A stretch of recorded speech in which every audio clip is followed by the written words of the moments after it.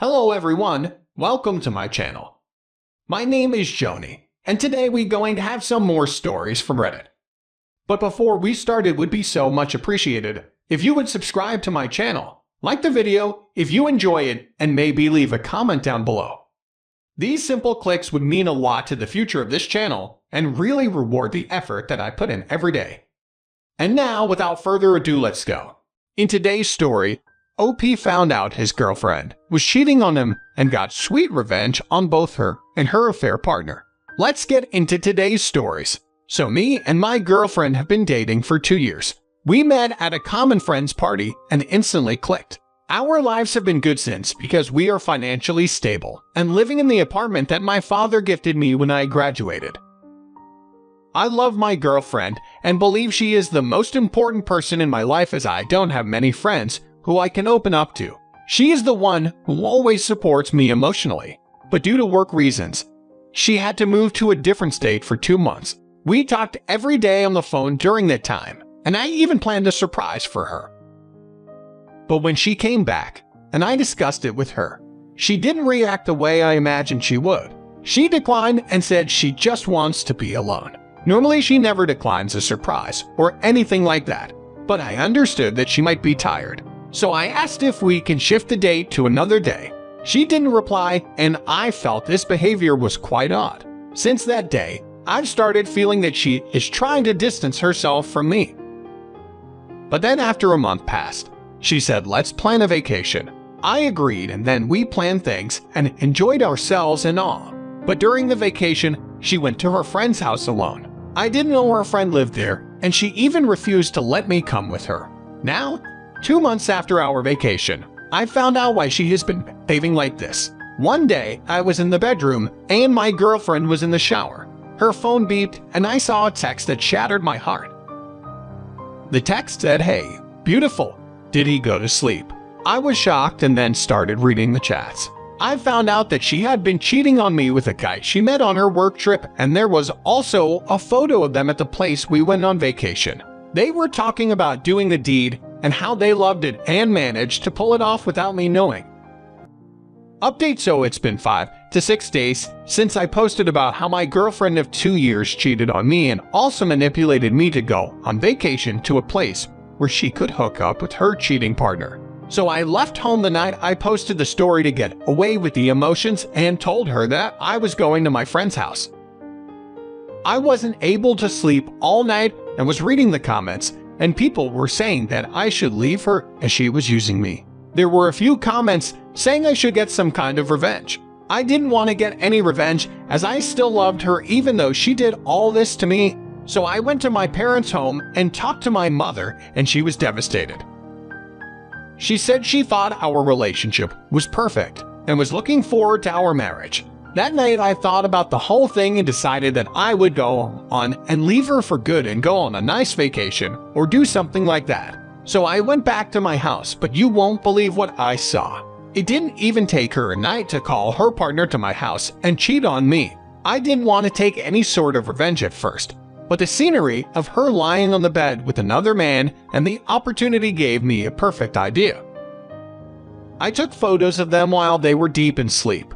Then I went back as I wanted to get some time before confronting her. Later that day, I called that guy anonymously to a cafe and also took my girlfriend to that same cafe so they could meet up. You should have seen the look on her face. Also, I did take screenshots of their chats. Now comes step 2 of my plan. I found out everything I could about the guy's background. I know it may be unethical, but one of my online friends is good with tech stuff. So he managed to collect all his background data and found out that he has a wife and 2 kids. The story gets even crazier. I called his wife and explained to her everything, then told her about my plan, and she was sad but agreed to it. Step 3: I now had all this guy's information and decided to send it to him anonymously. I told him that I would destroy his life if he didn't leave my girlfriend alone. Moments later, he broke up with my girlfriend and I could hear her crying in the bathroom. I then sent the proof of what happened to her friends and family. After she woke up the next day, her bag was ready and I told her to get out of my house or I'm calling the police. She was shocked and begged me to let her stay. I told her in a very polite tone to get out of my house and then sent the text to the guy's wife to show him the divorce papers. And as my girlfriend was leaving, her phone got flooded with messages. The court hearing will take time, but we will make the guy pay child support and fines for the emotional damage. I don't feel good breaking up a couple, but I don't think she deserved that. Man, she is a great person, and even if the guy broke up with my girlfriend, he probably would have cheated on his wife with another woman. Also, thank you guys for making me feel good and convincing me to get out of this toxic relationship. It'll take time for me to get over her, but surely it will. I'll also update you after a week or two about the divorce and how the lady and I are doing. In second story, OP found out his wife cheated on him after he saw a crazy text on her phone that said, "Can't wait to see you in my hot tub again." Let's get into today's second story. I'm nearly 2 years removed from Discovery Day and wanted to give an update on how I'm doing and how life has shaken out since that fateful day. My main purpose here is to just shed some insights into post-divorce life. I know that when I started my journey, I was always interested in the update posts out there. And so I'm paying the universe back by posting my own story. A brief recap. March 31, 2020. My ex and I got into an argument. I saw some shady texts on her phone and confronted her and found out they were from a married male friend of hers that had told her he couldn't wait to see her in his hot tub again, which caused me to freak out. I idiotically believed her, and then I asked her if she was happy, and she replied that she wanted a divorce. I later found out the depths of her infidelity and got the hell out of that life. We were together for 22 years and married for 12 of those years. We had it all: the 2 kids, the house, the stable jobs, and even a couple of cats. It was all gone in the blink of an eye. Looking back now, with the benefit of some hindsight, I can't say the marriage was gone in the blink of an eye. That's not quite honest. Our marriage started to fall apart in 2017, and despite some half-hearted tries on both our ends, it didn't work out. So it was more like the bullet hit in 2017, but the body fell in 2020.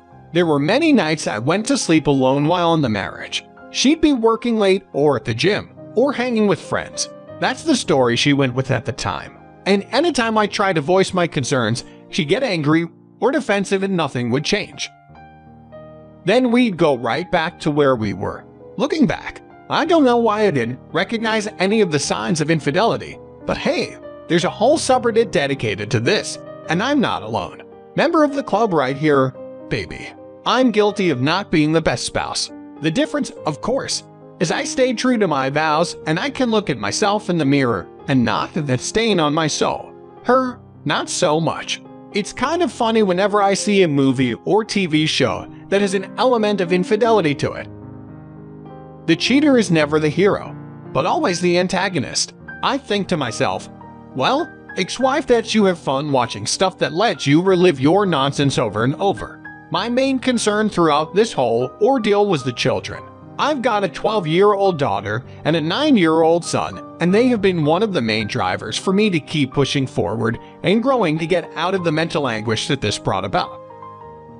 They've been great and have seemed to adapt well to the week-on week-off schedule. We have dinners Taco Tuesday as a highlight, as well as Pizza Friday, where we eat pizza, drink sodas, and watch creature feature movies. Yeah, we watch movies, we play video games, we roughhouse, and we go on trips. I feel like I've stepped up to become the dad they've always wanted. I can say that I was like that during the marriage. I was too consumed by unhappiness. Someone asked if I had told the kids about my ex's infidelity, and when I replied that I had not, I was told that I was lying to the children and that I wasn't doing them any good. I disagreed with that then, and I still disagree with that now. Being a parent to me is about protecting your children from harm the best you can. I believe that this information that mom stepped out on dad is not helpful or good for them. I feel it's mentally harmful at this stage in their lives. Maybe someday they'll find out the truth, but from my standpoint, it's not really something they need in their lives right now. They are still picking up the pieces of their lives. What's the benefit in telling them about the affair? A resentment of their mother. more anger and sadness. In terms of my ex, we only discuss the children. I take the stance of being partners in a business with the business being our children. From that standpoint, things are good. It's cordial and business friendly. However, there's no discussion on personal matters. From my standpoint, I just don't care, and I don't want to be drawn into my ex's life of nonsense. All I know of her is what I hear from our kids. They tell she's dating a man that's 10 years younger than her, and that she still has an active social life. As for me, I can confidently say that I'm far better off now than I was when I was married. There's a bit of guilt in saying that, I suppose, something for me and my therapist to discuss, but I feel alive again. And I haven't felt this good in a long time. Therapy was transformative for me, and I'd recommend it to anyone on the fence.